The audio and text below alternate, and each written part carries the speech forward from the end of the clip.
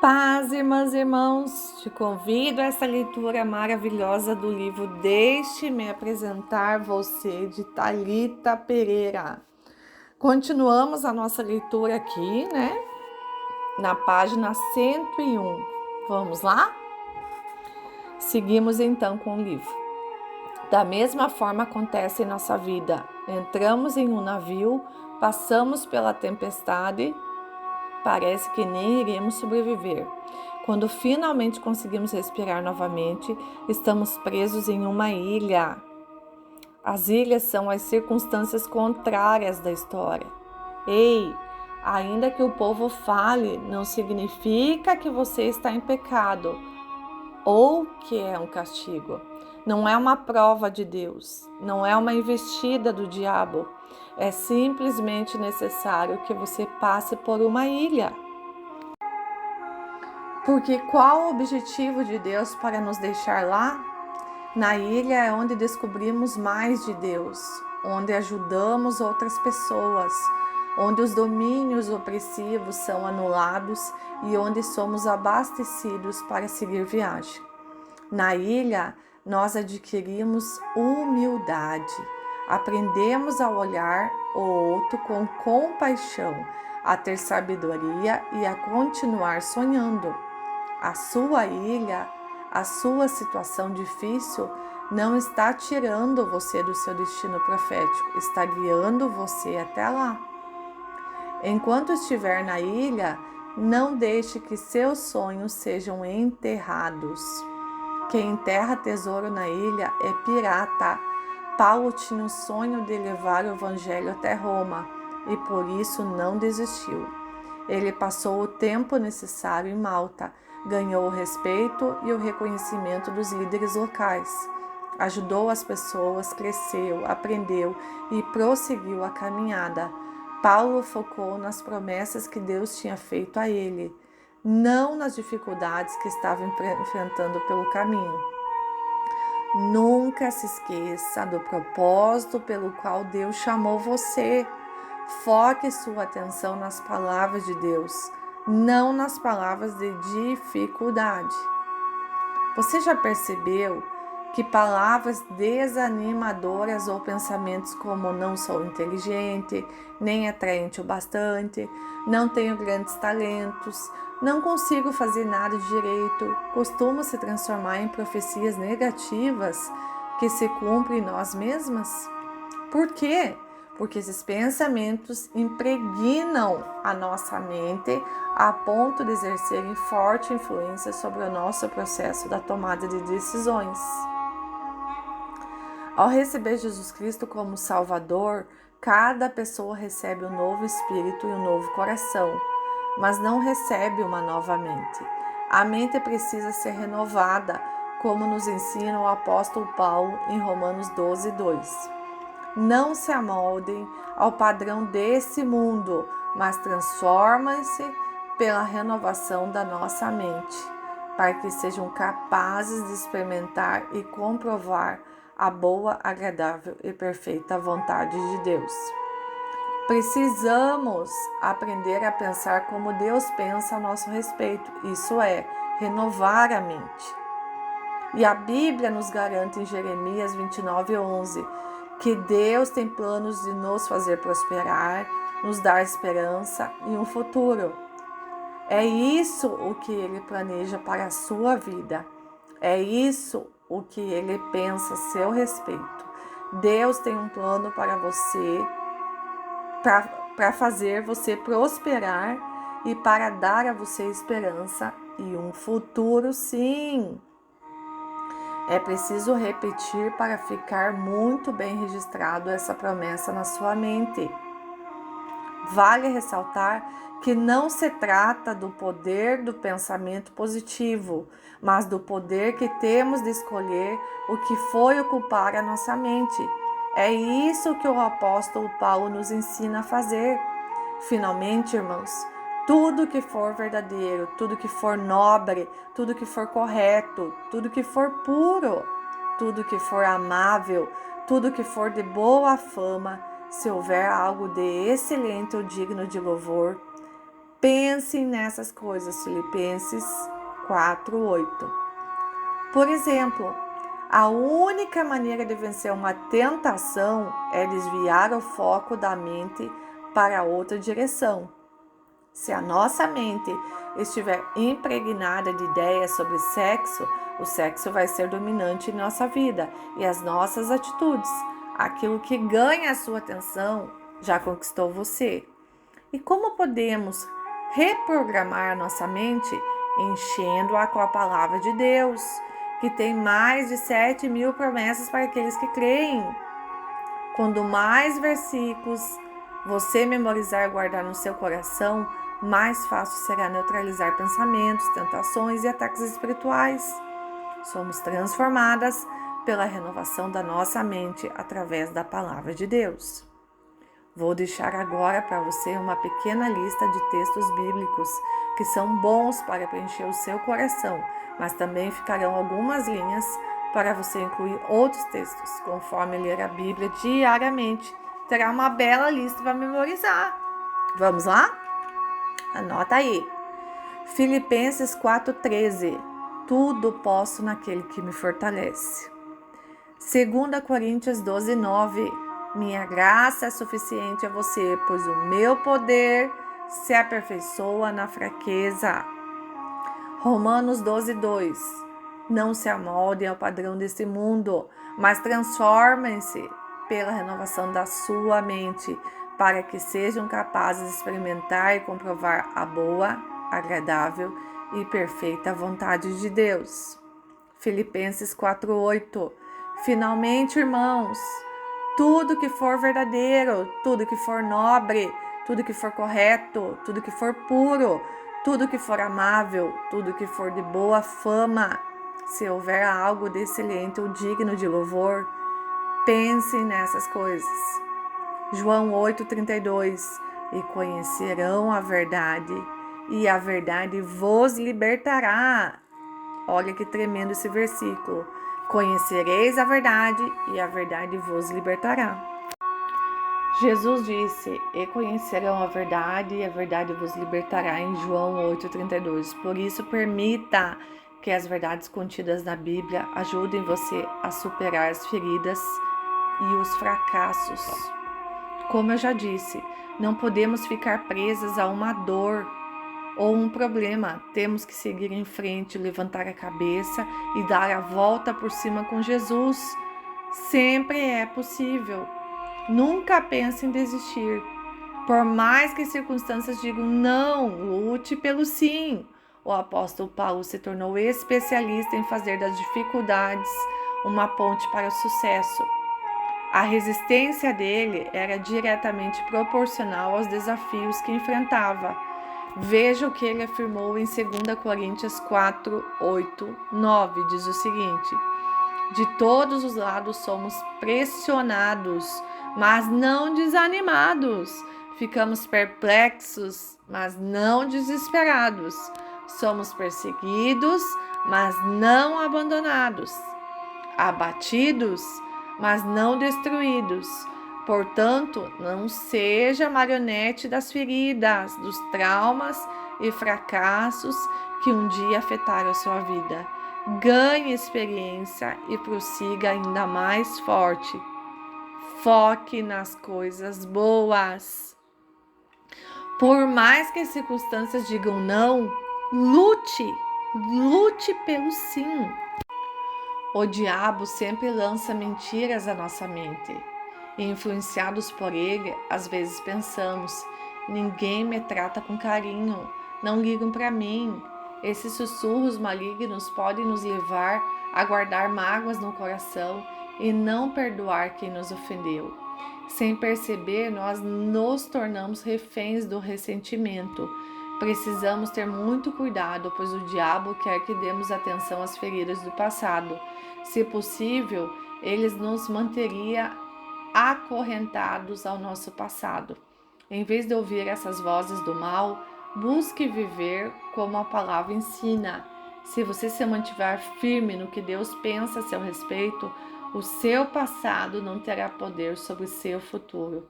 As lembranças permanecerão, entretanto, não terão o poder de nos fazer desistir. Foque no progresso, não na perfeição. Se olharmos com sinceridade para a nossa vida, descobriremos muitas coisas que precisam de mudança. Creio que ao longo desse capítulo você experimentou essa sensação, não é mesmo? No entanto, só podemos fazer essas mudanças gradualmente, vivendo um dia de cada vez. Nossos defeitos e traumas, nossas dores e feridas não surgiram da noite para o dia, portanto, não espere que desapareçam num piscar de olhos. Mudar uma coisa de cada vez leva tempo, por isso comece pedindo a Deus que mostre a você por onde você deve começar. Seja bem específico no que você precisa mudar. É desonestidade, é mentira, é falta de perdão ou um mau hábito.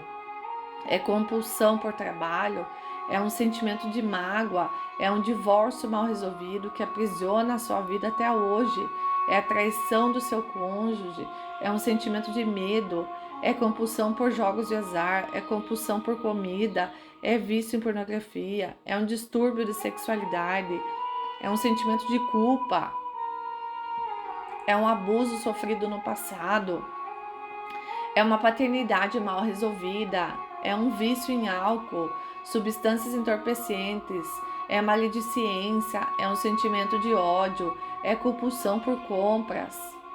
Nossos defeitos e traumas, nossas dores e feridas não surgiram da noite para o dia.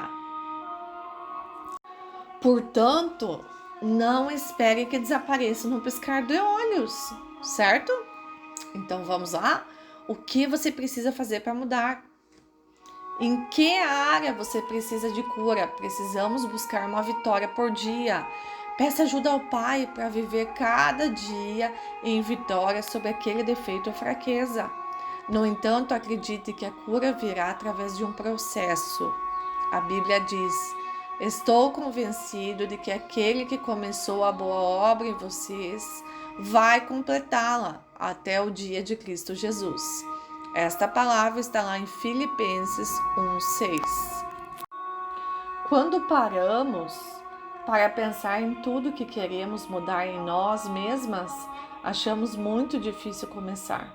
Hoje meu desafio para você é que escreva aqui uma coisa, apenas uma coisa que você precisa mudar hoje. Você vai focar nesse hábito ruim até conseguir substituí-lo por um bom e só depois passará para o próximo. Combinado? Vamos lá? E todos nós que com a face descoberta contemplamos a glória do Senhor, segundo a sua imagem, estamos sendo transformadas com a glória cada vez maior, o qual vem do Senhor, que é Espírito, segundo Coríntios 3:18. Quando Paulo escreve esse trecho da carta aos Coríntios, mostra a certeza de que não precisamos viver sob a pressão da perfeição, afinal somos transformados com glória cada vez maior. Se pensarmos em tudo que devemos mudar de uma só vez, ficaremos sobrecarregados, desencorajadas e efetivamente não mudamos nada. Por isso, foque em um passo de cada vez. Dai-nos hoje o nosso pão de cada dia. Essa palavra está lá em Mateus 6:11. Com nossas atitudes, é como se disséssemos para Deus: dai-nos hoje o pão do mês, Senhor. Não quero só o do dia. Deus quer dar a você força suficiente para mudar um dia. Não há uma semana, um mês, o resto da sua vida ou a eternidade. Ele quer trabalhar em você um dia de cada vez. É como o velho ditado africano: como é que se come um elefante? Uma mordida de cada vez. Uma vida medida em quilômetros é dura, mas medida em centímetros é bem mais fácil. Então vamos lá? Disse Jesus: portanto, não se preocupe com o amanhã, pois o amanhã trará suas próprias preocupações. Basta a cada dia o seu próprio mal. Essa palavra está em Mateus 6:34. Caráter não é construído em um dia. Defeitos de caráter não são removidos em um dia. A vida não é filme que parece assim. 6 meses depois e na próxima cena está tudo certo. A transformação de que você precisa não fica pronto em 3 minutos, igual o macarrão instantâneo. Quem valoriza o processo desfruta do crescimento. Deus valoriza um dia de cada vez. Você já percebeu? Então, por que você quer viver todas as etapas do processo de uma vez só? Ei, Deus sabe quanto você aguenta e dá a medida certa que você está pronta para receber. Esta geração está viciada no instantâneo, por isso sente dificuldade em viver os processos de Deus. Os processos são necessários e digo mais, há beleza em cada um deles. Seja paciente consigo mesma e seja sua maior encorajadora. Celebre as pequenas vitórias, os passos no caminho que dará rumo ao seu destino. Uma coisa é certa, direção é mais importante que velocidade.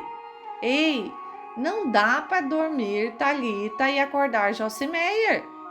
Achei muito lindo isso. Muita calma nessa hora. Você precisará subir um degrau de cada vez. Quando aprendemos a aproveitar a jornada em vez de pular os processos, percebemos que estamos verdadeiramente sendo transformadas. E vamos agora ao capítulo 6, que fala sobre o que? Potencial. Comece hoje a brilhar. Olha que lindo. Dário achou por bem nomear 120 sátrapas para governarem todo o reino e designou 3 supervisores sobre eles, um dos quais era Daniel. Ora, Daniel se destacou tanto entre os supervisores e os sátrapas por suas grandes qualidades, que o rei planejava tê-lo à frente do governo de todo o império. Diante disso, os supervisores e os sátrapas procuraram motivos para acusar Daniel em sua administração governamental, mas não conseguiram. E assim os supervisores e os sátrapas, de comum acordo, foram falar com o rei. O rei Dário vive para sempre. Todos os supervisores reais, os prefeitos, os sátrapas, os conselheiros e os governadores concordaram em que o rei deve emitir um decreto ordenando que todo aquele que orar a qualquer deus ou a qualquer homem nos próximos 30 dias, exceto a ti, ó rei, seja tirado na cova dos leões. Quando Daniel soube que o decreto tinha sido publicado, foi para casa, para o seu quarto, no andar de cima, cujas janelas davam para Jerusalém, e ali fez o que costumava fazer 3 vezes por dia.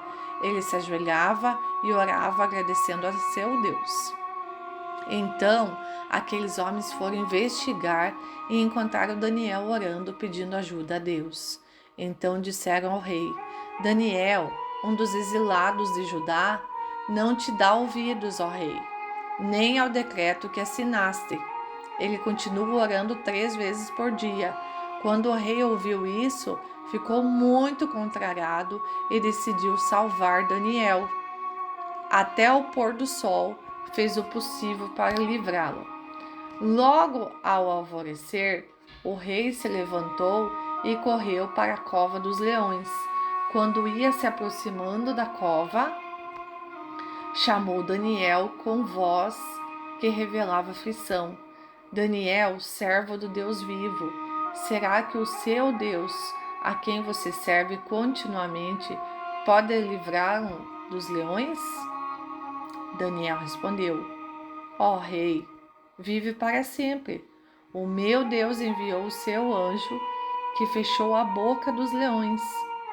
Eles não me fez mal algum, pois fui considerado inocente à vista de Deus. Também contra ti não cometi nenhum mal algum, ó rei. Essa palavra está em Daniel 6:1. No versículo 6, 7, 10, 11, 13, 14 e do 19 ao 22. Quando pensamos em exemplos de sucesso, logo olhamos para líderes das maiores empresas. Para os governantes dos países mais desenvolvidos, para as pessoas que estão se destacando em suas áreas. No entanto, dificilmente olhamos para a parte difícil da vida dessas pessoas, para a longa jornada que precisamos percorrer para chegarem aonde chegarem e se destacarem. Essas pessoas de sucesso têm coisas em comum entre si, e uma delas é esta: independentemente de suas circunstâncias, elas decidiram acreditar em seu potencial e investir em si mesmas. Investiram para brilhar. Assim como Daniel sabia que em si tinha um tesouro escondido e jamais abriu mão do seu relacionamento com Deus. Você também pode chegar lá. Você foi feita para brilhar. Escolha destacar o seu potencial e não o esconder. Existe uma frase que diz assim: pessoas medíocres estão sempre no seu melhor.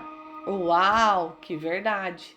Alguém que não pensa no crescimento sempre acha que está tudo bem continuar como está. Em viver empurrando com a barriga. É justamente por isso que algumas pessoas se destacam no que fazem, enquanto outras passam despercebidas. Quando fazemos o que fomos chamadas para fazer de forma excelente, é quase impossível não ficar em evidência. Olha isso! Quando fazemos o que fomos chamadas para fazer de forma excelente, é quase impossível não ficar em evidência. Amém? Daniel foi uma dessas pessoas que se destacaram. Ele pegou todos os dons que Deus havia colocado nele e os potencializou de tal forma que era impossível não notar. Você pode ler muitos livros e ouvir muitas palestras sobre como liberar o seu potencial. Mas as verdades que aprendemos na palavra de Deus com a vida de Daniel são o real segredo para você se destacar. Ora, Daniel se destacou tanto entre os supervisores e os sátrapas por suas grandes qualidades, que o rei planejava tê-lo à frente do governo de todo o império. Essa palavra está em Daniel 6:3. O rei estava treinando muitos jovens e o melhor deles, o mais inteligente, forte e talentoso, seria escolhido como o próximo líder da nação.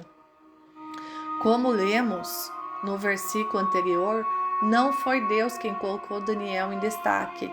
Ele mesmo se destacou por quem era. Ele estava fazendo o que foi chamado para fazer, de forma tão excelente que era impossível não ficar em evidência. Você está fazendo com excelência o que Deus mandou você fazer? Ou está esperando Deus dar a você um lugar de destaque para começar a fazer o que Ele te mandou? Gente, olha que frase é essa, hein?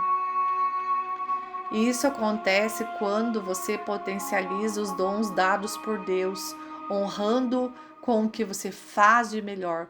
Cada pessoa é agraciada com pelo menos um dom da Bíblia. A Bíblia conta que Daniel era 10 vezes mais inteligente do que qualquer outro homem. Ele tinha sabedoria e entendimento de sobra. Olha que tremenda! Nossa, gente do céu, quantos ensinamentos tiramos desse livro. Amém? Continuamos no próximo capítulo.